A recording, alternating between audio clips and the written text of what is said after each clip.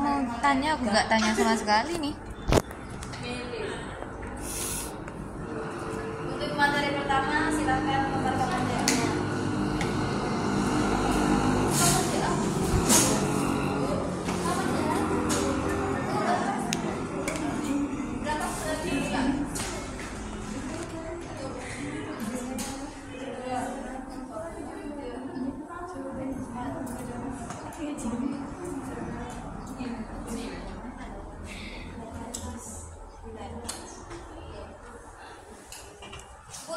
Judulnya Eutanasia merupakan salah satu isu yang paling kontroversial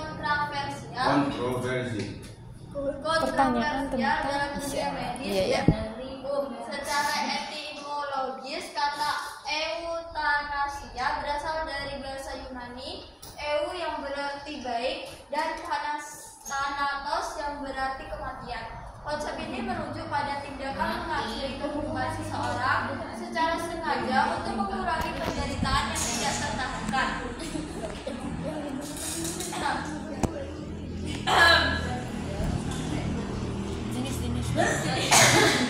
Di Indonesia, pembahasan mengenai eutanasia semakin relevan karena kemajuan teknologi medis yang seringkali menimbulkan dilema etis tentang hak hidup, hak atas kematian yang bermartabat, dan batas intervensi manusia dalam proses alami kehidupan.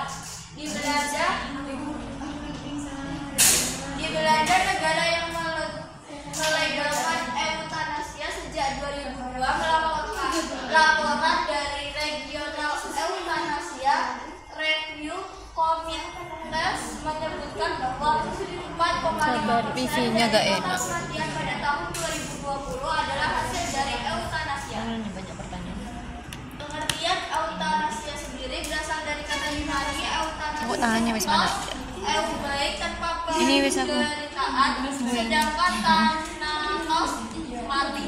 Dengan demikian, eutanasia dapat diartikan mati dengan baik tanpa penderitaan dan menerjemahkan mati cepat tanpa derita. Selanjutnya dilanjutkan oleh Kak Malan. Selanjutnya saya akan menjelaskan unsur eutanasia. Yang pertama, keberadaan penderitaan berat. 2. Persetujuan atau permintaan pasien. Yang ketiga, pelaku tindakan. Keempat, tujuan tindakan. Kelima, metode pelaksanaan. Dan keenam, konsekuensi hukum dan etika. Selanjutnya, jenis eutanasia. Dalam perkembangannya, jenis eutanasia mengalami dinamika yang cukup signifikan. Memberikan klarifikasi jenis eutanasia sebagai berikut. Yang pertama, eutanasia aktif terjadi bila mana dokter sengaja melakukan suatu tindakan untuk memperpendek usia pasien atau untuk mengakhiri hidup pasien. Dengan kata lain, Hukumnya haram mengambil pulpen. adalah perbuatan yang dilakukan secara medik melalui intervensi aktif oleh seorang dokter dengan Siapa yang ngambil tujuan pulpen? untuk mengakhiri hidup manusia. Eutanasia aktif Iya. juga terbagi atas Hilang dua tok jenis, pulpennya. yaitu eutanasia aktif langsung atau direct dan eutanasia aktif Habis 5 kamen. aktif tidak langsung atau indirect. Yang kedua, eutanasia pasif. Eutanasia ini terjadi jika HP ya, dokter ternyata dengan sengaja tidak berupaya memberikan bantuan medis kepada pasien yang pada dasarnya dapat memperpanjang hidupnya, meskipun bantuan perawatan tetap dilaksanakan secara optimal dan terus-menerus. Bisa juga dikatakan bahwa eutanasia pasif adalah suatu perbuatan Karnaval. Waduh, karnaval apa? Karnaval.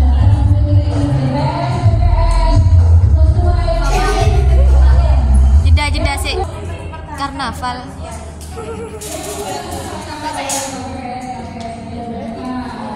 Selanjutnya, pelaksanaan dengan jenis eutanasia di atas memberikan pembagian jenis eutanasia secara khusus, yaitu yang pertama ada action to permit death to occur. Kematian dapat terjadi dikarenakan pasien dengan bunuh diri dan secara dekat diinginkan oleh pasien. Yang kedua ada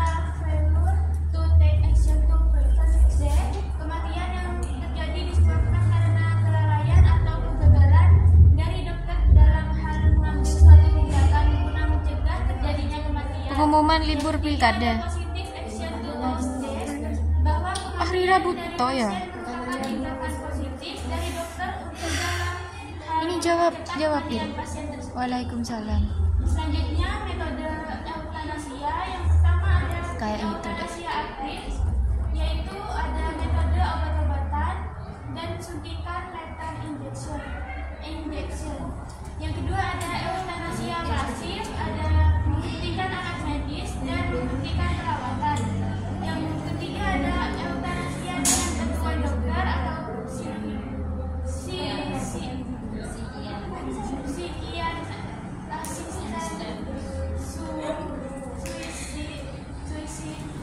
yang keempat ada eutanasia non invasif, ada metode pemberian obat oral dan penarikan nutrisi serta cairan, menghentikan pemberian Hari Rabu makanan toh. atau cairan hingga pasien meninggal secara Enggak. Rabu toh. Rabu, Kamis, Jumat. Jadwal pembelajaran pada hari menjelaskan mengenai hukum Indonesia di hari yang lain dengan masing-masing secara dosen. lengkap. Rumusan tindak pidana tentang eutanasia belum dirumuskan dalam peraturan perundang-undangan hukum pidana, termasuk juga dalam peraturan perundang-undangan Gak usah dikeluarin. memuat sanksi pidana problematika eutanasia berdimensi cukup luas karena mencakup hal-hal seperti hukum, kesehatan, sosial, ekonomi, budaya, agama, serta kemanusiaan. Sampai saat ini, hukum pidana di Indonesia masih mempunyai keterbatasan terhadap pengaturan eutanasia. Namun, hal demikian tidak menjadi faktor dalam menghalangi penindakan terhadap setiap orang yang membantu atau membiarkan pasien yang mengalami luka berat atau penyakit parah dalam mengakhiri kehidupannya. Pandangan Islam terkait eutanasia. Ditinjau dari segi ilmu pengetahuan, eutanasia memang mengalami suatu pro kontra. Khusus di dalam hukum Islam, eutanasia ini dipandang sebagai sesuatu yang bersifat keputusan. Adapun putus asa adalah sifat yang tidak terpuji dan merupakan hal yang tidak diperbolehkan, sebab Allah Subhanahu wa Ta'ala tidak menyukai orang yang berputus asa atas dirinya. Pada dasarnya ada beberapa pendapat ulama yang menyatakan bahwa eutanasia boleh dilakukan apalagi terhadap penderita penyakit Itu ini. tidak bisa disembuhkan. Bukan gak suka, gak pengen.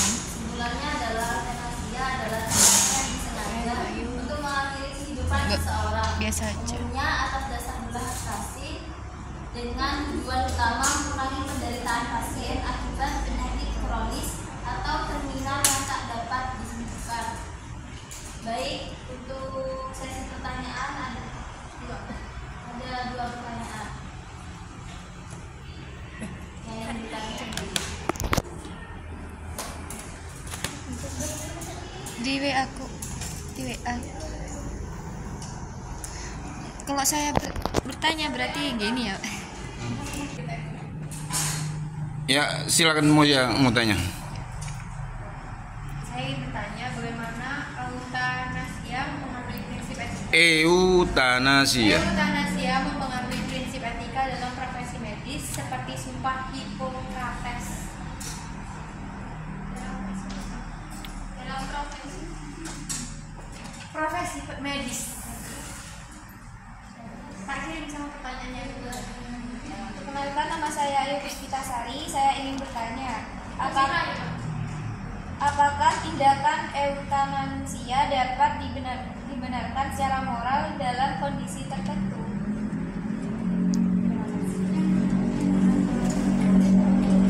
Ya, yang lainnya.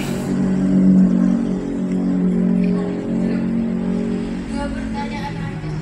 Selanjutnya kami akan menjawab pertanyaannya Kak Ayu. Apakah tindakan eutanasia dapat dibenarkan secara moral dalam kondisi tertentu? Eutanasia tidak dapat dibenarkan secara moral dalam kondisi apapun karena tindakan ini melanggar nilai-nilai moral. Eutanasia merupakan tindakan yang bertujuan mempercepat kematian seseorang yang dianggap sama dengan pembunuhan. Namun banyak yang